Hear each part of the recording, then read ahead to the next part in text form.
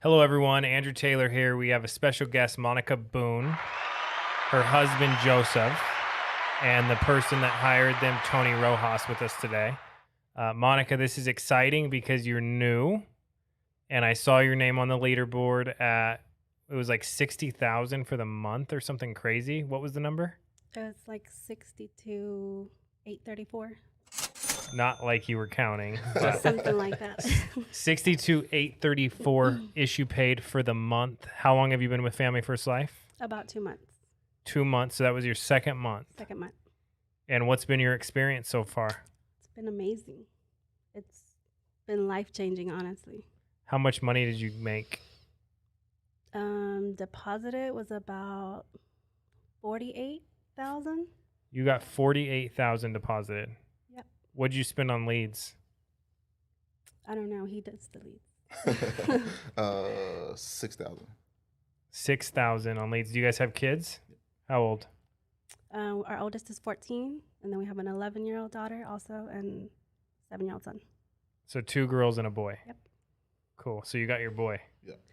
Done. Now, what was it like? What did you guys do before Family First Life, and how has life changed since then? We were with the previous company for about 6 months. Did about 10 grand the whole 6 months. So in 6 months, you did 10,000. Mm-hmm. And how were you making sales? Just friends and family. Were you like the friend? Was everyone sick of you yet, or? Yeah, probably. So you were bugging your friends and family? Mostly family, my aunts, uncles. Right when I got my license, my uncle goes, "Congratulations, you got your insurance license." I go, "Yeah." He goes, "Don't ask me to buy anything." Pretty much. And I was like, "Damn, I'm glad I have leads." Mm-hmm. Yeah. I wouldn't talk to them in person. It was mostly Facebook. Hey, aunt, whatever, such that. You need life insurance. Come on. So 10,000. Now, what were you making? That was what we deposited. 10,000 in The In the whole 6 6 months. months. What attracted you to Family First Life? Of course, the money that everyone was making, and the fact that we were able to help other people aside from our friends and family Using leads. using leads. And what did you guys do before 6 months or 8 months ago? I have a t-shirt printing business when I also do like rhinestone work, like for shoes and shirts and stuff like that. I was doing that for about a year. And before that, I was doing dialysis. What's the most you guys ever made before this in a month? 20. 20? What's the most you made in a year? 110. So biggest year, 110. Right now, you're on track to make 600. Right. Wow, it's crazy. Yeah. That's pretty sweet. Yeah. All right. Now, I love you guys are married. You book the appointments. Yes, sir. And you go out and close them. Right. And you don't go together to the appointments. No. Absolutely not. All right. So let's start with you on the phones. Tell us about what that looks like. And also what type of leads you're buying.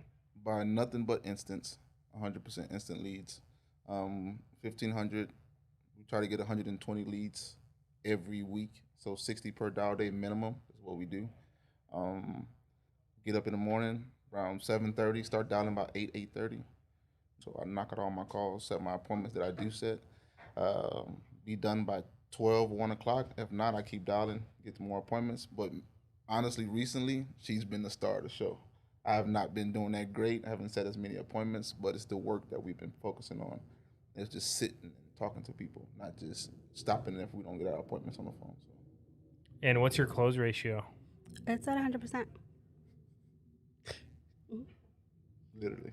Anybody she's ever sat in the house with, she's closed. She's never walked out of a house and not closed it. What? Yeah. And well, it was two times you did, but the son called back. Yeah, like, that evening, they called me back. And then, so she's never not closed the house that she sat and actually did a presentation for.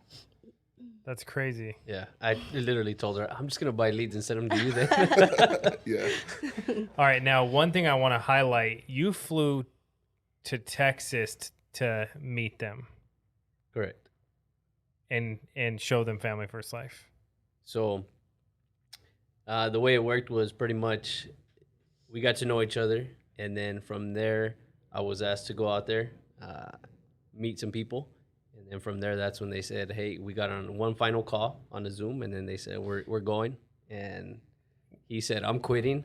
She said, "We're going all in." And that was it. The thing I want to highlight is this opportunity is that good to get on a plane and sit down with somebody and show them face to face, this is what you could do. Definitely. And I told you that. Yeah, you actually very highly encouraged me to get on a plane and go. Dude, look if for someone people wants that to want work it. with us, I'm going to show them. I'll fly and go meet them. Yeah. All right, so let's get to dialing. I have a question about instant internet leads. Those cost $11. Yes, sir. What percentage do you book? It's low. Our booking percentage is probably 10%. Okay, so you're booking. If you get 100, you're booking 10, and then what percentage of those are home for you to sell? Um, 50. about 50, yeah. So you can close 5 a week on an average of $1,000 commission. So you could make 5K a week, 5 to 10K a week, maybe more. Yeah, just about. Yeah, that's the thing. My friend, I was saying this a few weeks ago. My friend's a rocket scientist, and he's working with Family First Life to make money part time. And he goes, "What I learned is if everyone was going to buy, then they would just call leads sales. You would just be buying sales." Yeah. He's like, "So leads is someone who express interest. It doesn't mean all of them are going to buy." Right. Now, why do you think some people fill out a lead and then they don't want to talk to you? I mean, some people do it because I feel like they're just wasting time. They might have had a situation that prompted them to fill out the information to get a quote. Then they fill out the information. Then when somebody reaches out, they're like, "Oh, I was serious," but maybe not that serious to where they want to do something immediately. Some people just don't have that right now in them. Like, for example, one of the leads that she spoke with this weekend, her husband died 2 days before she knocked on the door.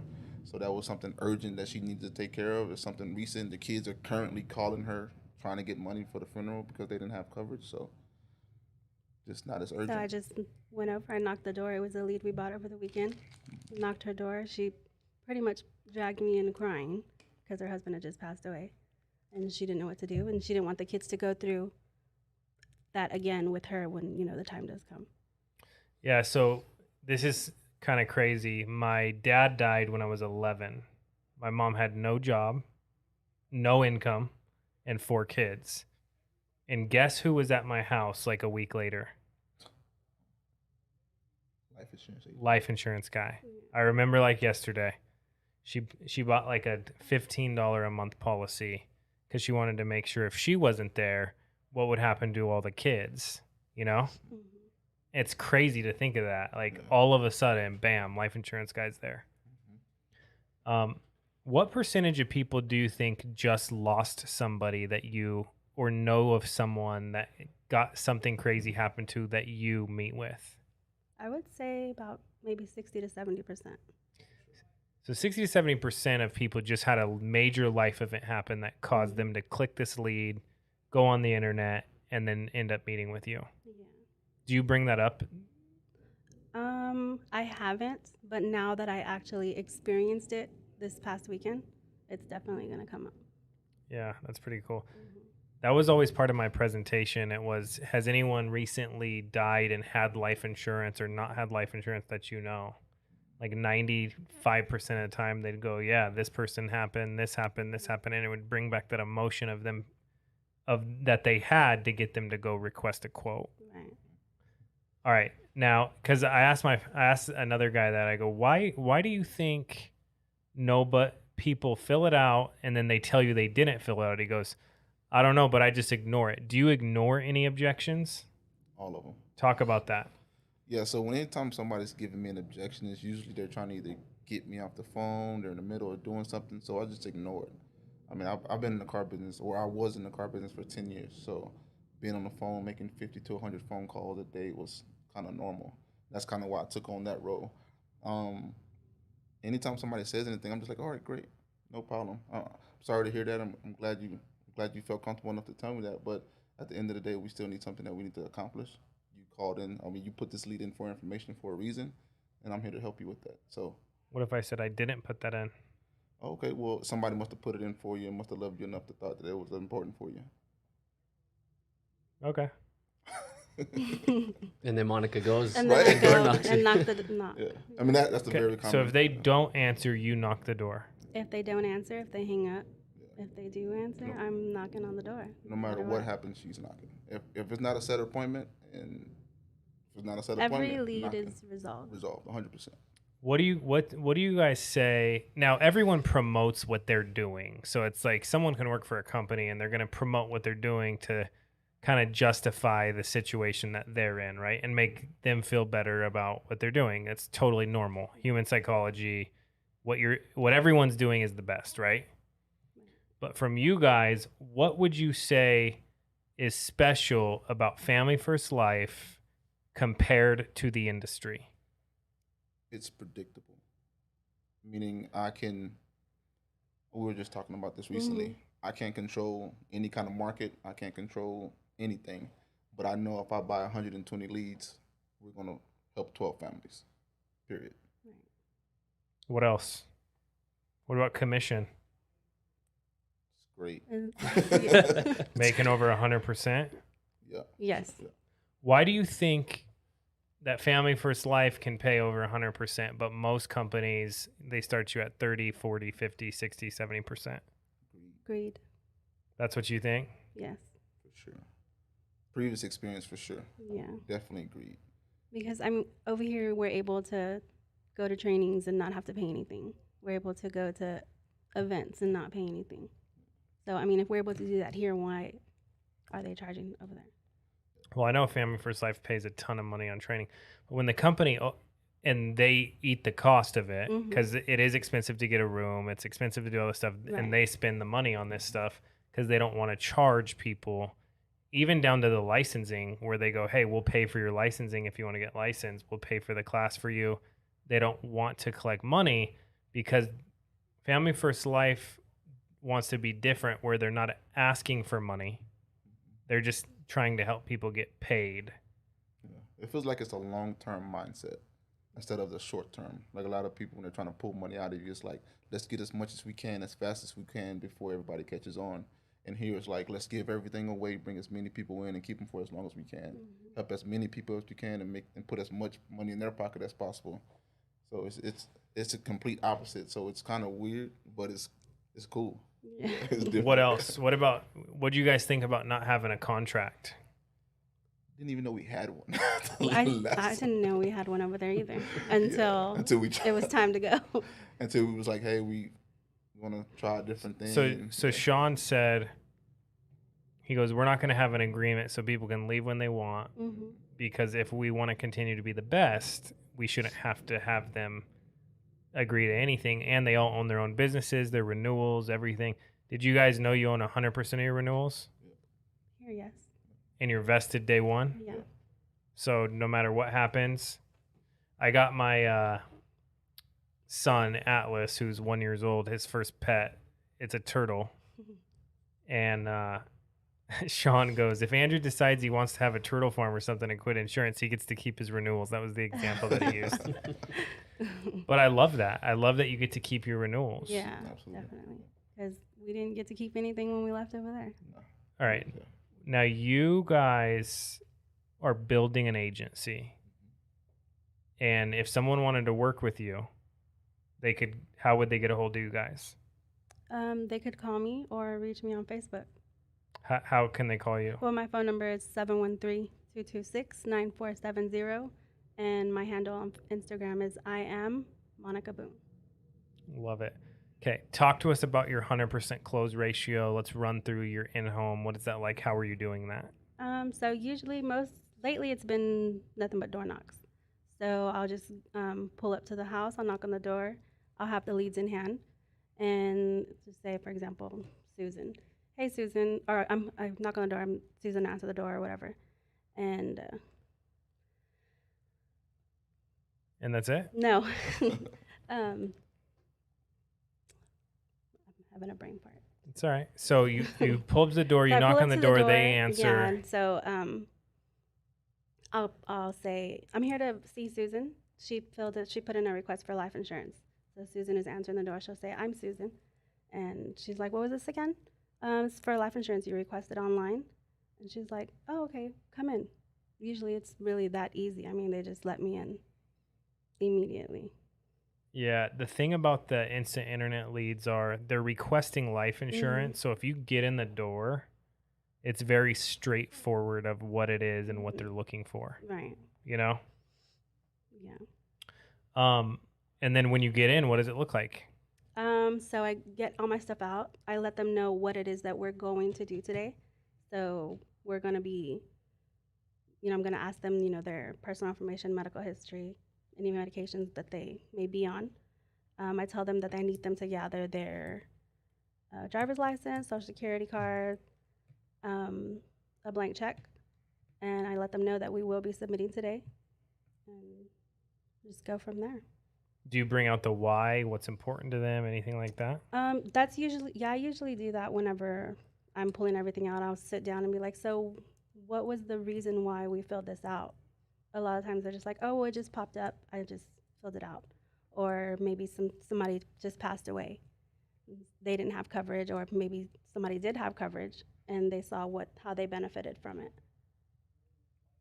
And just normal conversation. Normal How do you, conversation. I mean, you guys have good vibes. So me sitting here, I would trust you guys, but how do you get them to trust and like you? Well, I mean, my license is there. They see my license. I haven't never been questioned or been told that they didn't want it, or You think it's because you're not thinking that they wouldn't want it? yeah, I think I pretty much just go in like knowing that they want it, that they're gonna get it because they put in the request for it. That's pretty. So it's just simple. Yeah. Just, I mean, right now I'm like super nervous, but when I go in there, I'm confident. I just know what I'm there to do and just get it done. What if someone says I need to think about it? So I'll tell them that we can go ahead and see if you'll be approved today. That'll give you some time to think about it. If you're not approved, then okay. But if you are, we can go ahead and continue. Why not? Why waste the time thinking about it? Do you ever say you won't have the stress of thinking about it anymore once we get this approved, and you can raise it or lower it as you're thinking about it? I've said that before. I actually did help an agent the other day. The client was like nervous about spending $190 or whatever it was. And so I helped him pretty much make the decision to start low, and then if later on if he decides he wanted to move forward or raise it, then we can go ahead and do that. And we closed it. Now, what's motivating you guys aside from money? Freedom. So it's not about money. It is it's about what the money provides, and that's freedom. Elaborate on that. So her mom and dad work. My mom and dad work. I have a stepdad as well. He works. Being able to just if my mom needs something, being able to provide that. If she wants to go somewhere, being able to provide that. If her mom wants an Astros jersey and I'm looking at it and I'm just like, okay, just get it for her. We'll surprise her and put her name on the back and make it a custom one. And that's small, but being able to do it without thinking about it. Already having, less than 90 days in and already thinking about how we're going to retire her parents, how we're going to retire my mom. She don't know if she's going to have a job in September because of COVID and all that stuff. So being able to do that, that's the grind. That's why.